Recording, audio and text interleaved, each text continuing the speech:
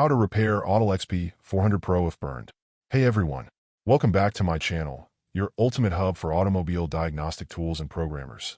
Smash that subscribe button, hit the bell, and show some love with a super thanks.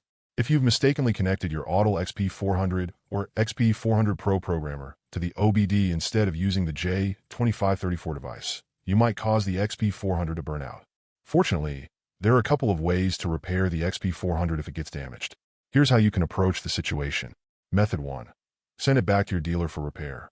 This is the safest and most recommended approach, especially if the device is still under warranty. Typically, repairs are free within the warranty period, and your dealer can help restore the programmer to working condition. Method 2.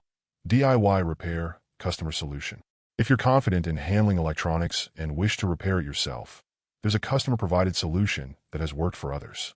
Please note that this approach carries risks, and once you open the device, it may void any warranty you have.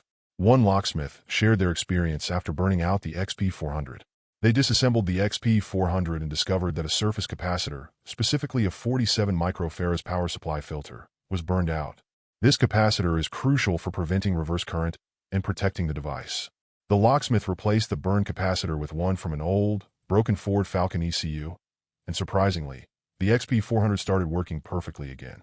In most cases, the 47 microfarad capacitor fails when the XP400 is connected improperly, leading to a short circuit and that infamous magic smoke escaping from the device. Replacing this capacitor could be the solution if the device is burned out. Additional solution: prevention tips.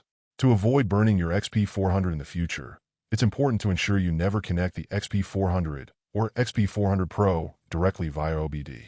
Always use the J2534 device as the proper connection interface.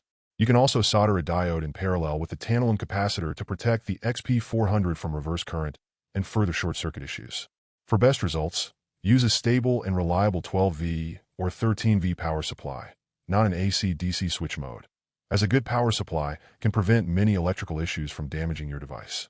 In conclusion, while repairing a burned XP400 can be done either through a dealer or as a DIY project, it's always better to prevent the problem by using proper connections and good quality power supplies.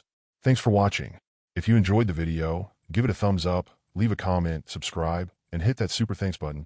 Until next time, happy diagnosing.